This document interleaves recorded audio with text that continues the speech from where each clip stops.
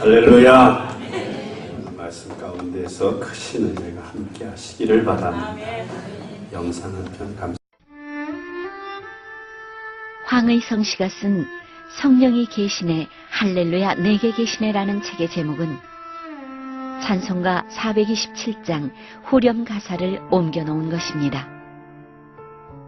그는 지난 2001년 3월에 위암으로 세상을 떠나기까지 427장의 찬송을 하루에 3번 내지 5번씩 불렀다고 합니다. 황의성 씨는 소년 시절부터 절도와 폭력, 강도, 강간 등 닥치는 대로 죄를 저질렀던 사람입니다. 그래서 교도소도 여러 번 다녀왔습니다. 그런데 1970년 12월 7개월의 복역 잔류 기간을 앞두고 안양교도소로 이송되는 상황이 생겼습니다. 새롭게 지정된 감방에 들어가니 고참들이 고통을 주기 시작했습니다. 화가 난 황의성 씨도 육탄전으로 맞섰지만 그때마다 눅실하게 맞고는 분을 삭힐 뿐이었습니다. 그러던 어느 날 그는 감방 안의 변기통 옆에서 한 죄수가 그들의 싸움을 보며 눈물로 하나님께 기도하고 있는 것을 발견했습니다. 기도를 마친 그 사람은 눈물도 닦지 않은 채 황의성 씨의 피를 닦고 간호해 주었다고 합니다. 그때 황의성 씨의 가슴은 마치 불덩이가 날아와서 불을 붙이는 것처럼 뜨거워졌다고 합니다. 그로부터 황의성 씨는 착실한 신자 죄수와 친하게 지내면서 그리스도를 영접했고 성경을 읽으면서 뜨거운 성령의 은혜를 체험하게 되었습니다. 황의성 씨가 변화되는 모습을 본 교도소 측에서는 3개월을 앞당겨서 출소시켜 주었습니다. 이후 그는 날마다 이 찬송을 불렀습니다. 성령이 계시네 할렐루야 내게 계시네. 이렇게 성령은 불씨 중에 가장 위력 있는 불씨라서 한 죄수의 마음을 태우고 그로 하여금 영혼 구원 역사에 동참케 했던 것입니다.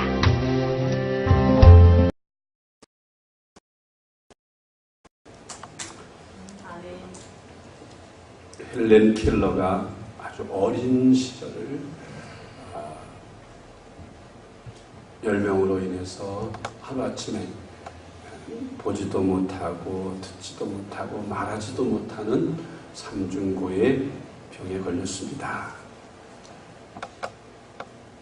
거의 절망 상태로 될 대로 되라는 식으로 그렇게 버르장머리도 없이 막 크던 그가 7살에 정말 그의 인생을 변화시킬 만한 천사를 한 분 만났어요. 그 천사가 하나님이 보내주신 천사가 이름이 설리반이라는 선생입니다.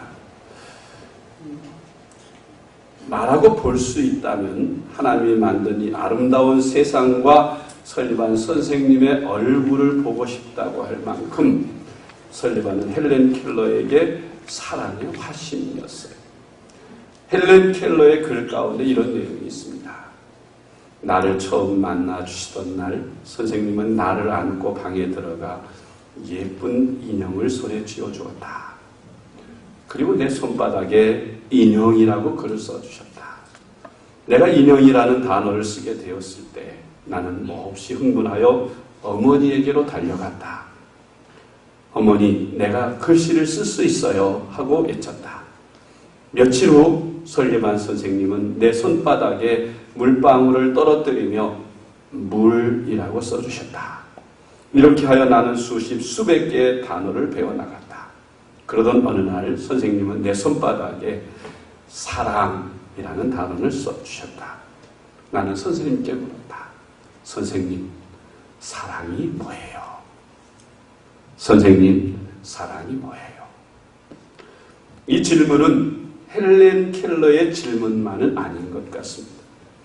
인류 역사상 수많은 사람들이 물어온 질문입니다. 여러분, 사랑이 무엇이라고 생각하십니까? 인류의 역사, 소설과 영화, 음악과 예술, 인간의 아픔과 기쁨의 주제가 되었던 그 사랑이란 도대체 무엇일까요? 분위기 있는 식당에서 만난 식사를 마친 뒤에 보석 반지를 건네면서 당신을 사랑합니다 하고 속삭였던 그것이 사랑일까요? 사랑은 물량적으로 측량할 수 있는 것도 아니고 몇몇 단어로 설명하고 정의할 수 있는 것도 아닙니다. 그것은 그렇다고 해서 서재에 앉아서 연구할 수 있는 진리도 아닙니다. 영화나 TV를 봐도 소설을 읽고 연극을 봐도 음악을 들어도 온 세상에 사랑 이야기가 넘쳐납니다.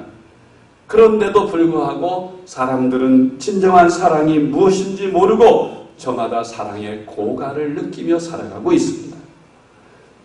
마치 홍수가 났을 때에 가장 귀한 것이 물이듯이 바다 한가운데 표류하면서 가장 소중한 것이 그들에게 한 모금 물이듯이 심지어 가정도 교회도 사랑이 메말라서 그 사랑을 갈구해하고 있는 것입니다.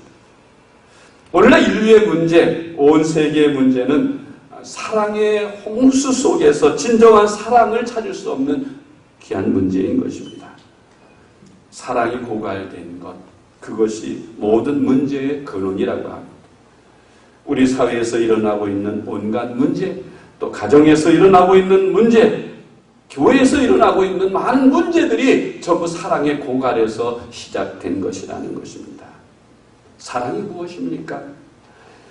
신약 성경의 저자들은 그 당시 세상에서 쓰여지던 사랑이라는 단어를 에로스라든지 스톨게라든지 필리아 이런 용어로 사용을 했고 또 하나님의 사랑을 아가페라 그렇게 사용했습니다. 여러분 우리가 아는 대로 이 사랑이라는 단어는 우리나라 사람들은 이 사랑이라는 단어에 대해서 그렇게 많은 표현이 없는 것 같아요. 그냥 다 사랑이라는 말로 모든 것이 다 표현되었잖아요. 사랑하는 연인끼리 남과 여가 사랑할 때 그것을 사랑이라고 하고 또 부모와 자식 간에 사랑할 때도 사랑이라고 하고 또 친구 간에 서로 사랑할 때도 사랑이라고 하고 또 선생님과 제자와 사랑한다고 할 때도 사랑입니다. 그런데 이 사랑이라고 하는 표현이 전부 이 안에 들어있으니까 때때로 시간과 장소 여부에 따라서 오해를 살 만한 소지도 있는 것입니다. 부부나 연인끼리 여보 사랑해 하는 말 자연스럽고 아무렇지도 않습니다. 그런데 이제 또 부모님이나 자녀들 간에 얘야 사랑한다, 부모님 사랑해요. 그것도 자연스럽고 그렇게 크게 문제될 것이 없습니다. 또 친구 간에도 야 내가 널 얼마나 사랑하는지 아니? 친구 간에도 그렇게 크게 문제되지 않습니다. 그런데 문제는 이제 교회 안에서 목사님이 성도를 성도님 사랑합니다. 장로님이 또 권사님 사랑합니다. 자칫 장소와 환경에 따라서 오해받을 만한 소지를 갖는 용어이기도 해요. 사실 목사님이 성도를 향해서 여성도를 향해서 사랑합니다 하고 말하는 것은 애정 남녀 간에 하는 그런 사랑 이야기는 아니겠죠. 그리스도의 사랑을 이야기하는 것일 겁니다. 그런데 사람들이 들을 때는 목사님이 여자 성도를 사랑해? 그러면서 이상하게 듣는 거예요. 그건 왜? 오염되어 있기 때문에 그래요. 요즘에 저는 참 어린이를 좋아하고 아이들을 너무너무 사랑해요. 그래서 옛날부터 아이들을 보면은 주일학교 교사를 많이 했고 아이들을 너무너무 사랑했는데 그 아이들이 자기들 사랑해 주는 걸 잘 알잖아요. 그러니까 한 줄서 보면 선생님 하고 달려와서 얼싸안고 그렇게 막 좋아하고 반가워하고 또 업어주고 안아주고 그러면서 그렇게 아이들을 많이 사랑해 줬어요. 지금도 이제 그렇게 어렸을 때 사랑했던 그 교회학교 어린이 출신들이 지금은 성인이 되었는데도 보면 그렇게 반가워합니다. 옛날에는 그렇게 아무 서스럼 없이 아이들을 안아주고 또 업어주기도 하고 그래서 아무렇지도 않았는데 요즘에는 불행하게도 아이들이 목사님 하고 달려오면은 마음 놓고 안아줄 수가 없어요. 볼도 비벼줄 수도 없고 아이들 만지는 것조차도 조심스럽습니다. 왜 그렇죠? 세상의 모든 돌아가는 일들이 전부 마귀적이고 잘못되어져서 어째서 왜 그 어른과 아이들의 사랑이 꼭 에로스여야 합니까? 그 정신병자들 때문에 그런 거겠죠, 결국은. 잘못된 성애를 가진 그런 몇몇 정신병자들이 그렇게 잘못된 사랑을 행한 것이 그것이 사회 문제가 되는데 그것이 모든 사회에 다 적용이 돼버리는 거예요. 스승이 제자를 사랑할 수도 있고 그 스승과 제자의 사랑은 그것은 나쁜 사랑이 아니죠. 그것도 좋은 사랑이에요. 에로스가 아닐 뿐입니다. 그 사랑은 필리아라든지 스톨게라든지 이런 사랑이거든요. 부모님이 자식 사랑하는 것이나 친구가 친구 사랑하는 것이나 스승이 제자를 사랑하는 것이나 다 그런 에로스 사랑은 아닌데 그 에로스 사랑으로 그렇게 처벌하고 벌을 줘요. 고소를 하면 벌을 받게 되어 있어요. 문제가 아닐 수가 없습니다. 그렇지만은 신약 성경을 기록한 책에는 분명하게 사랑을 구분해서 기록하고 이런 오해의 소지를 없애기 위해서 그래서 부부간이나 남녀간의 사랑은 에로스로 엄격하게 표현을 했고 또 부모와 자식 간의 사랑은 스톨게라 그렇게 표현했고 또 친구 간의 사랑은 필리아라 이렇게 표현을 했어요. 그리고 이렇게 목사님이 교인들을 사랑하고 성도를 사랑하고 남자든 여자든 노인이든 아이든 사랑하는 사랑에 대해서는 아가페라고 구분해 놨어요. 그래서 이제 성경대로 목사님이 여성도를 향해서 성도님 아가페합니다. 이러면 오해가 없겠죠. 그런데 아가페합니다 하면 실감이 안 날 거예요. 그렇지만 분명히 그렇게 구분이 돼서 이야기를 하면 아무 문제가 없으리라고 생각합니다. 요한일서 1장부터 5장까지 있는데 그 요한일서의 저자는 사도 요한입니다. 그 사도 요한이 우리가 읽지는 않았습니다만은 요한일서 4장은 특히 사랑에 대해서 많이 강조했는데 그 1장부터 5장까지 전부 사랑한다, 사랑이다 그런 아가페라는 용어들이 자그마치 46회나 등장을 해요. 요한일서는 아가페 해설과도 같아요. 하나님의 사랑, 아가페는 이런 것이다 라고 해석하는 겁니다. 우리가 지지난주지요 5월 마지막 주에 성령 강림주의를 지키면서 그 한 주간 동안 성령 충만 받기를 위해서 새벽과 밤으로 열심히 모여서 뜨겁게 기도하면서 성령 충만함을 사모하는 기도회를 했습니다. 그 결과로 많은 분들이 성령의 충만함을 받은 줄로 믿습니다. 성령 충만함을 받아야 된다. 왜 성령 충만함을 받아야 되느냐? 모든 사실들을 우리가 5일 동안 열심히 듣고 배우면서 또 기도했는데 성령 충만함이란 과연 뭐냐? 성령 충만함이 성령께서 하나님께서 우리 안에 오셔서 우리를 지배하시게 되는 건데 그런 결과로 나타나는 증상이 두 가지로 크게 외적인 열매와 내적인 열매로 나타납니다. 외적인 열매로 나타나는 것은 은사라 해서 방언이라든지 예언이라든지 병고침이라든지 또 많은 기사와 표적들이라고 할 수 있고요. 내적인 열매로는 성령의 9가지 열매가 있어요. 우리 유장원의 카페 이름이 카페 9이잖아요. 그 카페 9이 성령의 9가지 열매를 말씀하는 그런 거예요. 거기에 그 성령의 9가지 열매. 성령을 받아서 내가 성령 받았다 하는데 어떤 사람들은 성령을 받았다고 하면서 그 성령 충만하다고 하면서 그냥 방언도 하고 예언도 하고 막 소란스럽게 하고 하는데 그 진정으로 저 사람이 방언한다고 해서 성령 충만 받았다 그거 하나만 가지고 이야기할 수 없다는 겁니다. 왜냐하면은 성령의 진정한 충만함은 은사로도 나타나지만 중요한 것은 열매가 맺혀져요. 나무가 나무 되기에 그 나무가 나무를 증명하는 것입니다. 자, 이 나무를 심었어요. 나무가 싹이 나서 자랐습니다. 그 나무가 사과나무다 할 때 그 사과나무를 뭘로 증명하죠? 열매로 증명하는 거예요. 거기 배가 달리면 그건 배나무지 사과나무가 아니에요.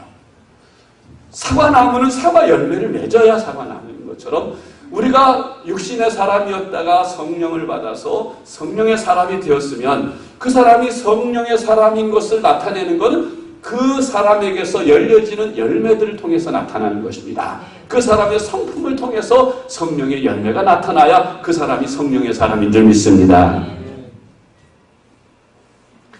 그런데 이 성령의 열매에 대해서 제가 우리가 성령 받았다고 하는데 그 성령을 받았다면 정말 성령이 우리 안에 계시다면 이제 그 성령님을 잘 모시면 우리가 열매는 저절로 맺어요. 나무를 잘 건강하게 키워놓으면 열매는 저절로 맺어지는 것처럼 우리가 성령을 충만히 모시고 우리가 배운 대로 성령님을 나의 주인으로 모시고 내 인생의 운전자리에서 내가 내려오면 그러면 성령님께서 나를 지배하셔서 나로 하여금 성령의 열매를 맺게 하시는 것입니다.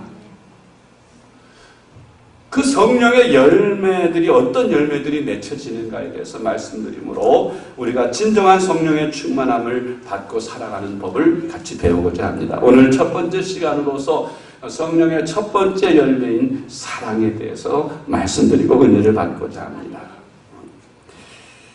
성령의 열매 9가지 열매죠. 사랑과 희락과 화평, 오래 참음과 자비와 양선, 충성과 온유와 절제. 이 9가지 열매인데 이 9가지 열매 중에 첫 번째 열매가 사랑입니다. 그런데 여러분 이 첫 번째 사랑이 들어가 있는 데는 아주 의미심장한 거기에 중요한 의미가 있어요. 계명이 유대인들은 구약의 그 율법들을 우리 인체 뼈의 수가 248개예요. 그 248개 그 뼈의 조항과 맞춰서 하라 하는 적극적 명령이 248개 율법에서 뽑았어요. 그리고 우리 1년을 살아갈 때 365일을 살아가죠. 그래서 하지 말라는 계명을 365개를 뽑았어요. 그래서 248개 조항에 하라는 명령과 365개의 하지 말라는 계명을 합쳐가지고 전부 613개 조항의 율법을 만들었어요. 그 율법을 해석하고 해설한 책이 바로 탈무드라는 책이에요. 유명한 유대인들이 어려서부터 이 탈무드를 철저하게 가르치고 탈무드에 의해서 유대인들이 어려서부터 교육을 받고 자라죠. 그런데 율법사가 예수님에게 와서 여쭈었어요. 선생님, 이 613개 조항이라는 엄청나게 많은 율법들이 있는데 이 율법 중에서 가장 큰 계명이 무엇입니까? 하고 물었습니다. 그때 예수님께서 말씀하셨죠. 내 마음을 다하고 성품을 다하고 목숨을 다해 주 너의 하나님을 사랑하라. 이것이 크고 첫째 되는 계명이야. 그런 둘째는 이와 같으니 내 이웃을 내 몸과 같이 사랑하라는 이것이니라. 그러니까 두 개 다 사랑이에요. 계명을 한마디로 하면 사랑이에요. 하나님의 사랑, 이웃 사랑. 그것이 모든 613개 조항의 가장 틀이 되고 기본이 되는 것이 사랑이라는 것입니다. 그리고 또 여러분 성령을 받으면 성령의 은사들이 특히 고린도전서 12장부터 13장, 14장 이렇게 은사장이라고 하는데 그 은사 중에 가장 큰 은사가 뭔지 여러분 아십니까? 은사 중에서 가장 큰 은사는 고린도전서 12장 마지막 절에 나와요. 가장 큰 은사를 너희에게 보인다. 가장 좋은 것을 너희에게 보여준다고 하면서 보여주는 은사가 있는데 그것이 곧 사랑입니다. 그래서 여러분들이 그 고린도전서 13장을 보면 우리가 사랑장이라고 하는데 그 사랑은 오래 참고 사랑은 온유하며 사랑은 자랑하지 않고 쭉 나오는 그 사랑에 대한 전체 고린도 13장의 이야기가 사랑의 은사에 대해서 설명한 거예요. 오직 사랑 은사 한 가지만을 한 장에 걸쳐서 설명을 하고 있습니다. 그래서 여러분, 이 사랑이라고 하는 거, 혹시 희생, 아가페를 설명할 때 우리가 사랑이라고 하는데 그 아가페 사랑이 뭡니까? 하고 물어보면 뭐라고 대답할까? 흔히들 희생적인 사랑이다. 그렇게 얘기합니다. 그런데 이 사랑장에 보면 그런 말씀이 있어요. 내가 내 몸을 불사르게 내어줄지라도 희생이지요. 사랑이 없으면 아무것도 아니다. 그래요. 자기 몸을 불사르게 희생시켜도, 자, 강제구 소령을 여러분 아시죠? 훈련소에 월남 파병하기 위해서 훈련소에서 이제 수류탄 던지는 연습을 하는데 부하 하나가 잘못해서 떨다가 무서워서 그냥 놓쳐버렸어요. 키를 뺀 채로. 이제 그게 터지면 그 주변에 있는 병사들이 다 몰살을 당합니다. 그때 이 강제구 대위가 그 수류탄을 몸으로 옷을 모자를 벗어서 그걸 수류탄을 덮으면서 그 위에다 몸을 덮쳤어요. 그러니까 그 수류탄이 폭발하면서 이 강제구 대위의 몸은 산산조각이 났고 그 대신에 주변의 부하들은 아무도 다치지 않았어요. 목숨을 건질 수가 있었어요. 자기를 불사르게 된, 희생시켜서 다른 사람들을 살린 것입니다. 그런데 그 강제구 대위의 마음속에 사랑, 부하들을 사랑하는 사랑이 있었다면 아가페 사랑이겠지만 단지 군인 정신에 의해서 다른 부하들을 살리고 군인이기 때문에 군인 정신으로 내가 희생을 했다면 그건 아가페 사랑이 아니다는 겁니다. 혹은 어머니의 사랑을 아가페 사랑의 모형이다. 그렇게 얘기합니다. 어머니가 자식을 사랑하는 그 사랑은 정말 조건 없는 사랑이고 끊임없이 주는 사랑입니다. 그래서 어머니의 사랑을 하나님의 사랑, 아가페 사랑이라고도 말하지만 그러나 어머니의 사랑이라고 해서 다 그렇게 희생적이고 아무 조건 없는 사랑만은 아닌 것 같아요. 어머니들의 그 자식에 대한 맹목적인 사랑이 오히려 자식들을 망치게 하는 경우도 많이 있고 또 어떤 어머니는 자식을 사랑한답시고 사랑하는데 자기의 이루지 못한 욕망을 그 자식들을 대신해서 자기 이기심을 채우는 그런 도구로 사용하는 사랑도 있는 것입니다.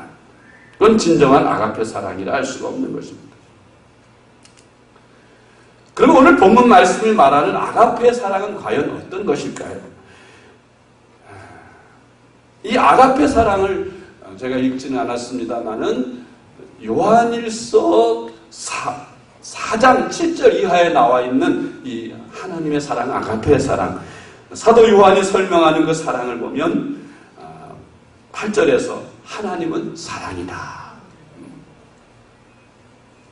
영어 성경에는 God is love 이렇게 말합니다. 하나님은 사랑이다. 하나님 자체가 사랑이시라는 거예요. 7절에서는 사랑은 누구에게 속한 것이다? 하나님께 속한 것이다. 그 사랑의 본주소가 바로 하나님이시라는 거예요. 사랑의 본질이 하나님이요, 사랑의 소속이 하나님이요, 사랑의 본체가 하나님이라는 겁니다. 그래서 하나님으로부터 나온 것이라야 진정한 사랑, 아가페라는 것입니다. 그 다음 10절을 보면 사랑은 여기 있으니 우리가 하나님을 사랑한 것이 아니고 하나님이 우리를 사랑하사 우리 죄를 속하기 위하여 화목제물로 그 아들을 보내셨습니다. 사랑의 뿌리, 사랑의 본체, 사랑의 출발, 사랑의 본질, 이거 다 하나님인데 그 하나님의 사랑이 우리에게 어떻게 나타났느냐? 죄인된 우리를 위해서 하나님이 사람이 되셔서 독생자의 몸으로 이 땅에 오셔서 십자가에 죽으신 것. 그것이 아가페의 사랑, 하나님의 사랑이라는 겁니다. 우리에게 이렇게 나타났다는 거예요. 하나님의 사랑. 그 독생자를 통해서 우리를 살리려 하시는 것이 곧 아가페 사랑, 하나님의 사랑이라는 겁니다. 우리가 우리 자신을 생각해 보면 골백 번 지옥에 떨어져 마땅한 그런 죄인이지요. 그런데도 하나님은 우리를 사랑하셔서 독생자를 통하여 십자가의 은혜로 누구든지 그 십자가를 바라보고 그 십자가에서 희생하신 예수 그리스도 하나님의 사랑을 내 마음속에 받아들이면, 그리고 예수를 나의 구주로 영접하는 자는 의롭다 하시고 죄사함을 주시고 영생을 주시고 하나님의 자녀되는 축복을 주신다고 말씀하신 것입니다. 할렐루야. 그 하나님의 사랑이라. 아가페 사랑의 모델이 9절과 10절에 있습니다. 독생자 예수 그리스도께서 우리를 살리시기 위해 화목제물로 돌아가신 것. 이것이 바로 아가페 사랑의 모델이라는 것입니다. 근데 여러분, 요한복음 15장 13절에 보면 사람이 자기 친구를 위하여 목숨을 버리면 이보다 더 큰 사랑이 없나니, 그런 말씀이 있어요. 친구가 누구입니까? 요한복음 15장 14절 15절에 보면 바로 예수 그리스도이신 것을 알 수가 있습니다. 나를 살리기 위해 죽어주신 예수 그리스도의 사랑이 바로 아가페 사랑입니다. 그것이 가장 큰 사랑 아가페라고 성경은 증거하고 있습니다. 그래서 내가 예수 그리스도를 위해 예수 그리스도를 전하다가 순교할 수 있다면 그것이 인간이 할 수 있는 가장 큰 사랑을 실천하는 것이 된다는 것입니다. 그것이 아가페 사랑의 극치이기 때문에, 그래서 기독교적 사랑에서 구원론을 빼고 다른 사람으로 설명할 수가 없는 것이에요. 아가페의 사랑은 철저히 하나님 중심 구원론적 사랑인 것입니다. 나를 구원하신 그 구원을 빼고는 하나님의 아가페 사랑을 이야기할 수가 없는 것이에요. 그래서 기독교에 대해서 어떤 사람들은 교회가 구제하지 않는다, 뭐 이런 비판들을 합니다. 교회는 구제하는 기관이 아니에요. 구제로 아가페 사랑을 설명할 수 없습니다. 교회는 영혼을 구원하는 기관입니다. 선행, 귀한 것이지만 이 선행으로 아가페 사랑을 대신할 수 없어요. 아가페 사랑은 구원론적 사랑에 무관심한 그리스도인, 바로 그들에게 아가페 사랑이 제대로 성취되지 않은 것입니다. 자, 여러분, 하나 제가 여쭤보겠습니다. 여러분, 부모님 사랑합니까? 사랑하지 않습니까? 사랑하면 아멘. 부모님을 사랑하지 않는 사람이 어디 있어요? 여러분, 자식을 사랑합니까? 사랑하시면 아멘. 다 사랑하시죠. 자기 부모님이나 자식을 사랑하지 않는 사람이 없어요. 그런데 이 부모님을 사랑하는 사랑, 자식을 사랑하는 이 사랑이 아가페 사랑이 아닐 수 있다면, 왜? 아가페 사랑이 아닌 이유는 뭐냐? 여러분, 부모님을 사랑하면서 혹시 부모님을 아직 전도하지 못하고 구원하지 못한 분 계십니까? 여러분이 자식을 사랑하면서 자식들이 신앙생활 제대로 못하고 곁길로 나가서 세상으로 빠져 있는데 별로 그 자식들이 교회로 나오게 하고 믿음으로 살아가도록 그들을 구원하지 못하고 있다면 아가페 사랑 아니에요. 아무리 여러분들이 여러분 자식을 위해서 대신 10번 죽어주고 여러분 부모님을 위해서 여러분들 효도 하나 대신 죽어줘도 그거 아가페 사랑 아니에요. 세상적인 사랑이에요. 아가페 사랑은 반드시 뭐가 따라야 된다고? 구원이 따라야 돼요. 구원이 기반이 돼요. 왜? 하나님이 우리를 사랑하실 때 독생자를 주셨기 때문에. 그 독생자로 우리를 구원하셨기 때문에 아가페 사랑인 것이에요. 그래서 우리가 부모님을 사랑하든 자식을 사랑하든 그 자식에 대하여, 부모님에 대하여, 또 아내나 남편에 대하여 사랑하는데 거기에 아가페가 빠지면 아가페 사랑이 아니에요. 구원이 빠지면 아가페 사랑이 아니에요. 그래서 여러분, 예수 잘 믿는 처녀가 어떤 총각을 사랑하는데 정말 사랑해요. 너무너무 사랑해요. 그래서 정말 그 남자를 너무너무 사랑하기 때문에 그 남자를 위해서 교회도 안 나오고 그 남자를 위해서 다른 데 놀러가지고 그 남자가 원하는 대로 다 해줘요. 사랑일까요? 아닐까요? 사랑은 사랑인데 아가페 사랑이 아니에요. 세상적인 사랑이에요. 에로스 사랑일 뿐이에요. 아가페 사랑은 정말 그 남자를 사랑한다면 그 남자를 어떻게 해서든지 예수 믿게 만들고 구원시켜야 그게 아가페 사랑인 줄 믿으시기 바랍니다. 하나님께로부터 나온 사랑이 아닐 때에 그 사랑은 영원하지 않아요. 왜? 그 사랑은 이기적인 데서 출발하기 때문에 그렇습니다. 자기 자신의 욕망을 채우기 위한 사랑이기 때문에 그런 것이. 아가페 사랑은 자기 욕망을 채우는 것이 아니라 하나님의 뜻을 이루는 것이에요. 그렇기 때문에 그 사랑은 영원한 것입니다. 조건이 없는 것입니다. 아가페 사랑은 그야말로 조건 없는 사랑이에요. 자기의 유익이나 자기의 어떤 이해관계를 따지지 않고 사랑하는 것이 하나님 사랑, 아가페 사랑인 것입니다. 요한일서에서는 사랑에 대해서 분명하게 정의합니다. 하나님은 사랑이시다. 하나님은 사랑이시다. 하나님은 누구신가? 하나님에 대한 최고의 정의는 하나님은 사랑이시다입니다. 하나님이 우리를 사랑하신다는 말 그 이전에 하나님께서 나를 위해서 독생자가 되셔서 이 땅에 오셨고 십자가에서 죽으셨단 말이에요. 2000년 전에. 그거보다 더 큰 사랑이 어디 있어요? 우리는 예수님과 베드로의 대화 속에서 성경에서 그런 대화를 하는 것을 우리가 성경에서 봅니다. 선생님, 우리가 용서를 할 때 7번까지 하오리까 그래요. 7번 대단한 거예요. 여러분, 우리나라에서는 몇 번? 몇 번까지 용서해줘? 3-4번. 한 번 참아. 2번 참아. 너 한 번만 더 하면 다시는 용서 없어. 3-4번까지 참아줘요. 근데 유대 나라는 우리나라보다 더 관대한가 봐요. 7번까지 참으라. 7번까지 참아. 7번이라는 게 말 7번이죠. 참 완전수예요. 7번까지 참는 거는. 그러니까 베드로는 예수님한테 그래도 내가 7번까지 참는 건 대단하게 참는 거라고 생각하고 예수님한테 말씀드린 겁니다. 근데 예수님께서 뭐라 그러시죠? 아니다. 7번 갖고는 안 돼. 70번씩 7번이라도 용서해야 된다. 용서에 대해서는 끝이 없다는 거예요. 골백번이라도 용서해야 되는 이유가 있어요. 왜지요?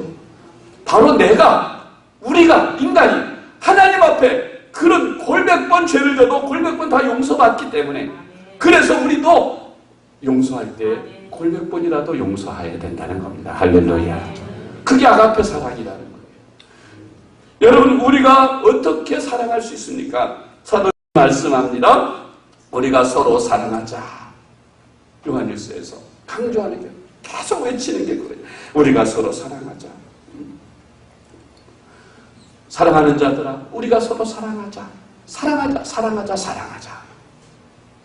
왜? 우리가 하나님의 사랑을 입었으니. 아가페 사랑을 받은 우리가 서로 사랑해야 된다고 말씀하고 있습니다. 하나님이 사랑이신데 그 사랑의 사랑 덩어리를 우리 안에 모셨다. 불덩어리가 내 안에 들어오면 내 몸은 활활 타오르. 사랑 덩어리가 내 안에 들어오면 내 몸에 사랑이 넘치게 되는 거예요. 우리 인간은 얼마나 이기적인가 하면 사랑하지 못해요. 사랑은 인간의 이기적인 심령은 자기밖에 모르기 때문에 사랑에 한계가 있고 사랑을 골라서 합니다. 때와 장소에 따라서 합니다. 그런데 하나님의 사랑은 조건이 없고 시간과 때와 장소가 없어요. 이 하나님의 사랑을 우리가 어떻게 할 수 있게? 여기서 사도 요한이 사랑하는 자들아 우리가 서로 사랑하자 하는 그 사랑은 아가페 사랑이에요. 세상적인 사랑이 아니고. 여러분, 우리가 어떻게 사랑하며 살 수 있습니까?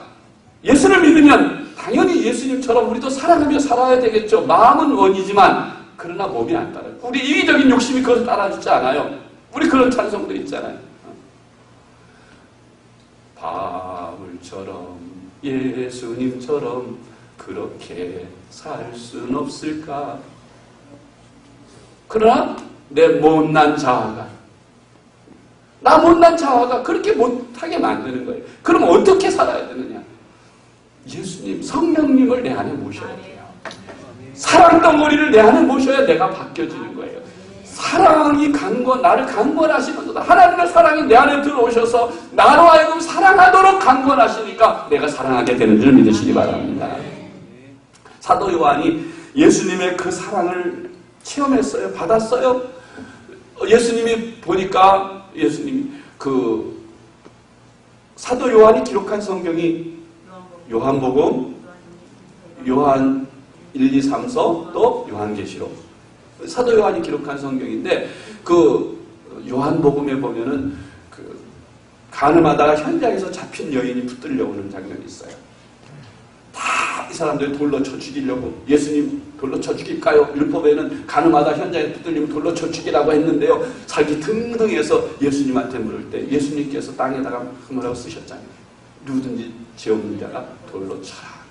땅에는 계명이 여러 가지 계명, 거짓말하지도 말아라, 살인하지도 미워하지도 말아라, 그런 계명을 주고 누구든지 죄가 없는 자만이 돌로 쳐라 했더니 다 도망갔잖아요. 그렇게 예수님께서 나도 너를 정죄하지 아니하노니 다시는 너라 죄를 범치 말라 하고 그 여인을 사랑으로 용서하시는 그 장면에 사도 요한이 그것을 목격하고 너무 감동을 받아서 그걸 성경에 기록했어요. 주님을 다 버리고 도망갔던 제자들이 예수님 부활 후에 찾아오셔서 갈릴리 바다에 찾아오셔서 요한의 아들 시몬아 네가 나를 사랑하느냐 물으시고 예 주님 제가 주님을 사랑하는 주님이 아십니다 대답하는 이 베드로에게 내 양을 먹여라 내 양을 치라 하시면서 사명을 다시 맡기시는 그 예수님의 사랑을 이 사도 요한이 보고 그것도 성경에 기록했어요. 뭐 그런 많은 이야기들 요한복음에 기록되어 있는데 사도 요한이 전설에 의하면 그냥 설교의 강단에만 서면 하나님은 사랑이시다. 사랑이시다. 그러면서 하나님의 사랑 이야기, 예수님의 사랑 이야기를 막 눈물을 흘리면서 감격적으로 들려주신대요. 그러면 성도들이 그 사도 요한의 사랑 이야기를 들으면서 감동을 받고 은혜를 받고 감격. 우리도 서로 여러분 우리가 서로 사랑합시다. 사랑을 강조하는데 그래서 사도 요한이 가는 곳마다 성도들이 사도 요한에게 부탁하는 게 있어요. 그 사랑의 이야기 또 들려주세요. 주 예수 크신 사랑 늘 말해 주시오. 평생에 듣던 말씀 또 들려주시오. 저배지 않는 천국 주 예수 계신 곳 나 밝히 알아듣게 또 들려주시오.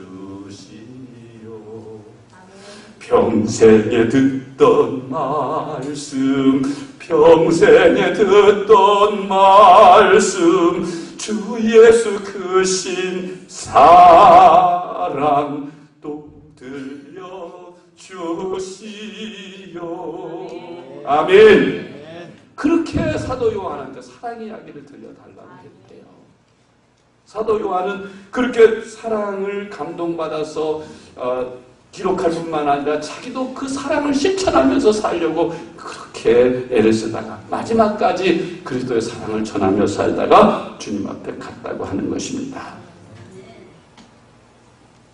십자가에 못 박혀서 예수님을 손가락질하고 미워하고 침뱉고 조롱하고 멸시하는 그 피조물, 그런 피조물들을 향하여 아버지 저들이 하는 일을 알지 못하오니 용서하여 주시옵소서 사하여 주시옵소서 하고 기도하시는 예수님의 그 사랑에 사도 요한은 녹여진 것입니다.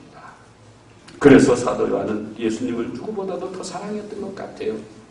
다 줄을 버리고 도망갔어도 사도 요한만큼은 십자가 밑에까지 따라가서 예수님의 마지막 장면을 다 지켜봅니다. 예수님께서 사도 요한에게 오죽하면 요한아 네 어머니다 그러면서 자기의 육신의 어머니를 마리아를 사도 요한에게 부탁하십니다.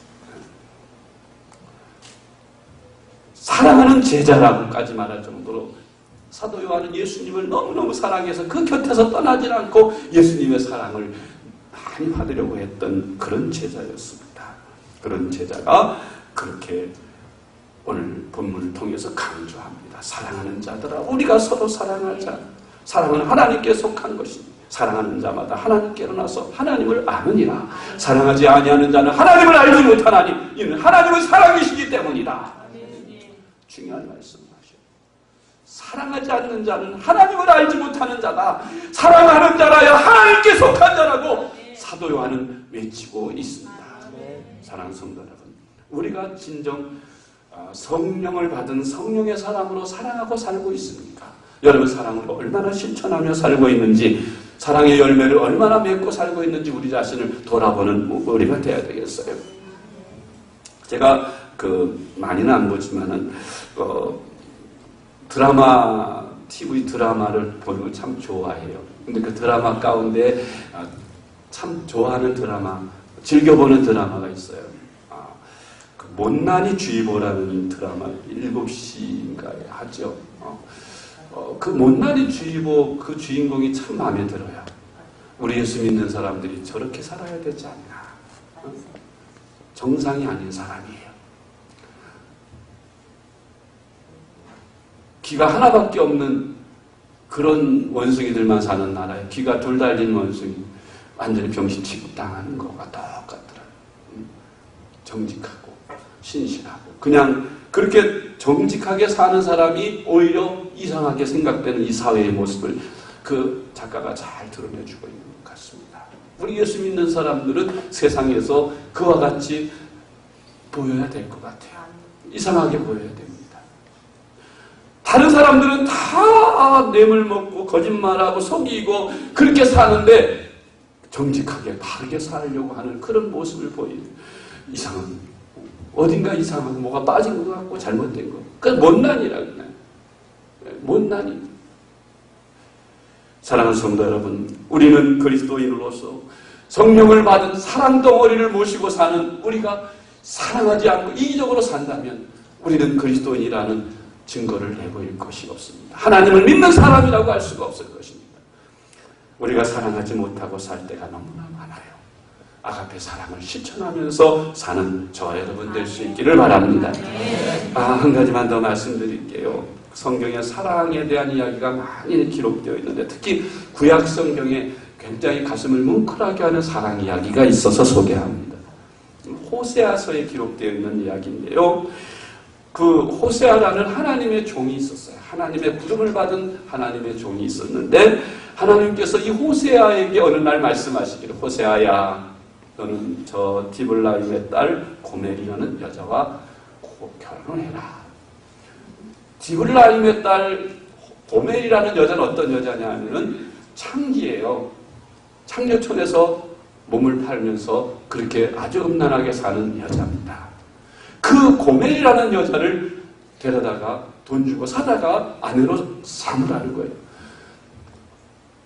목사인 저에게 하나님께서 총각 아직 결혼 안 했는데 와가지고 하나님께, 야, 너 창녀촌에 가서 그 창녀 데려다 결혼해라 그러면 찝찝하고 정말 좋을 리 없죠.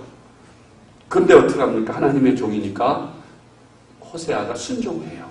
그리고 그 고멜을 데려다가 사랑하라고 하는, 사랑합니다. 순종하고 사랑해요. 사랑을 할 수 있는 거니까. 하나님께서 사랑하라고 하니까 그의 허물을 다 덮어주고 그 아내로 맞아서 정말 아내 대우를 해주면서 아주 사랑을 해줘요.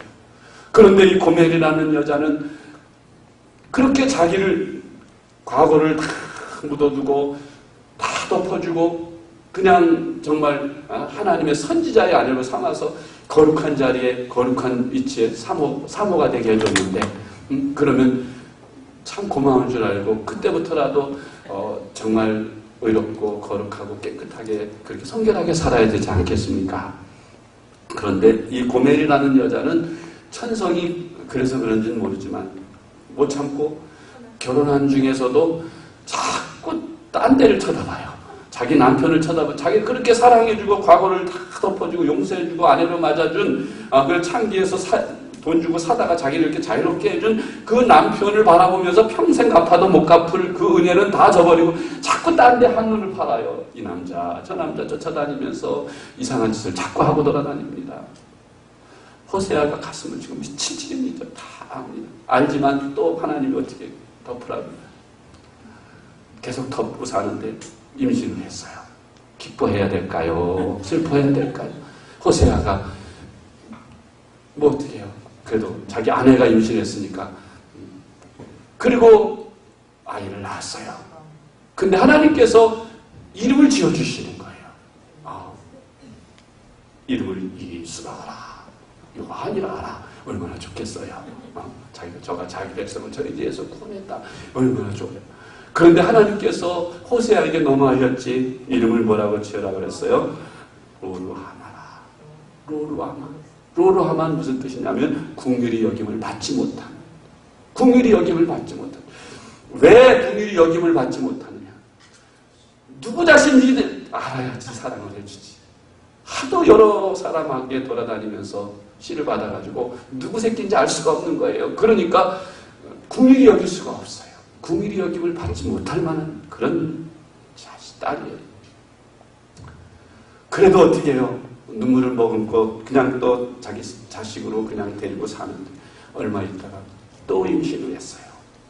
이번엔 아들을 낳았습니다. 아들을 낳았지만 호세아는 별로 마음이 즐겁지가 않았어요. 그 자식도 누구 자식인지 몰라. 결혼하는 동안에 또 수없이 돌아다니면서 바람을 피고 다녔어. 그런데 하나님께서 그 아들의 이름을 지어주시는데 이번에는 뭐라 불렀어요? 로암미라. 따라 로암미. 로라는 말은 아니라는 말이고 암미라는 말은 백성이라는 말인데 내 백성이 아니다. 즉 내 아들이 아니다. 자기 아내가 낳은 자식인데 내 아들이 아니다. 그럼 뭐예요? 기가 막힌 거예요. 이름을 그렇게 하나님이 그렇게 지으라 그랬어요. 그러면서도 하나님은 호세아에게 그런 고매를 버리지 말도록 못 버리게 해요. 그냥 그 자식까지 같이 데리고 살아가면서 살라고 그래요. 그런데 그걸로 그렇게 해주면 그런 사랑을 입었으면 고멜이 좀 정신을 차리면 좋겠는데 아예 이번엔 자식까지 다 버리고 집을 뛰쳐나가 가출을 해가지고 어디 갔나 했더니 청년촌에 또 들어갔어요. 어쩔 수 없나 봐요. 그런데 하나님께서 이제 내가 쫓아낼 수 없었는데 아마 호세아가 속으로 잘 갔다. 그랬을지 몰라요. 그런데 하나님께서 호세아한테 야 호세아야 내 마누라 어디 갔냐? 집 나갔어요. 이제 하나님 이제 좀 깨끗하고 좋은 처녀로다가 장가가게 해줄 줄 알고 하나님 나갔어요. 신나서 가서 돈 주고 사와. 네? 돈 주고 데려와. 왜? 창녀는 갔으니까 돈을 줘야 빼낼 수 있거든. 몸값을 지불해.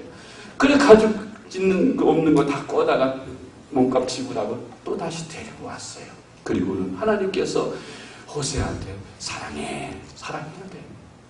호세아는 답답해서 하나님 저한테 너무 하시는 거 아닙니까? 어떻게 사랑하라고 하십니까?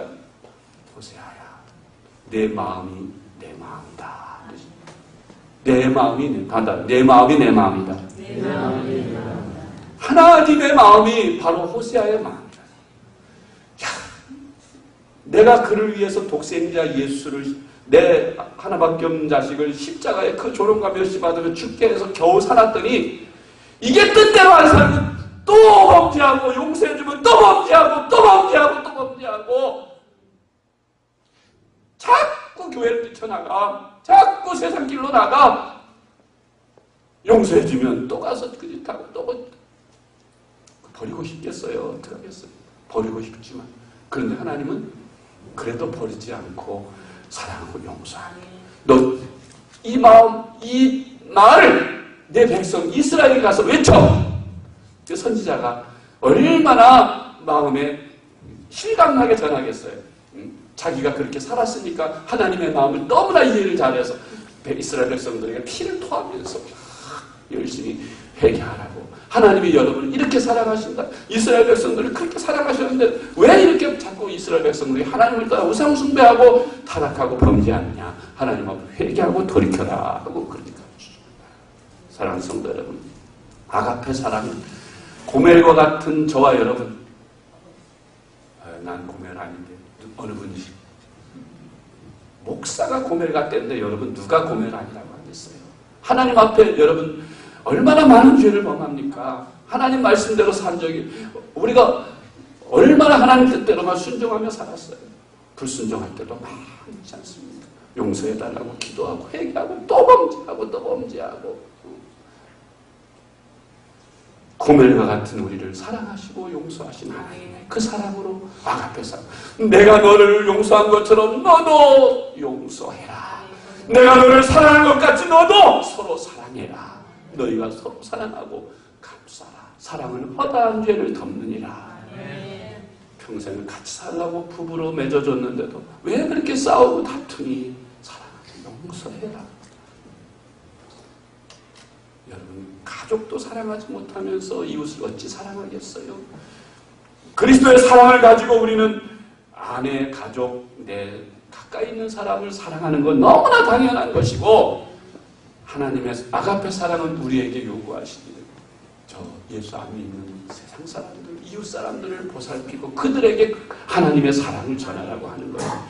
그 사랑을, 사랑덩어리이신 하나님의 그 사랑을 우리가 받았으니, 성령을 받았으니, 내 사랑하는 두 아들을 죽인 왼수, 그 자식을 용서하는데 그치지 않고 양아들로 삼아서 그 아들과 함께 먹고 자고 함께하는 그 원자폭탄과 같은 그 사랑을 손영원 목사님이 행할 수 있었던 것은 바로 하나님의 사랑 덩어리, 그 사랑을 손영원 목사님이 너무나도 절실하게 깨달았기 때문에 그렇게 실천한 줄 믿습니다.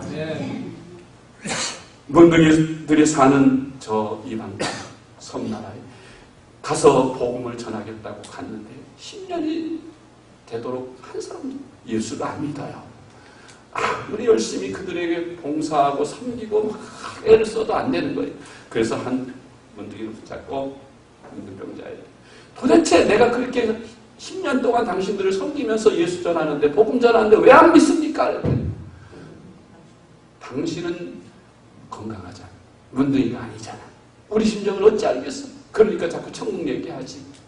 우리처럼 문둥이가 되라. 당신이 그래도 천국 얘기할 수 있나? 그래요.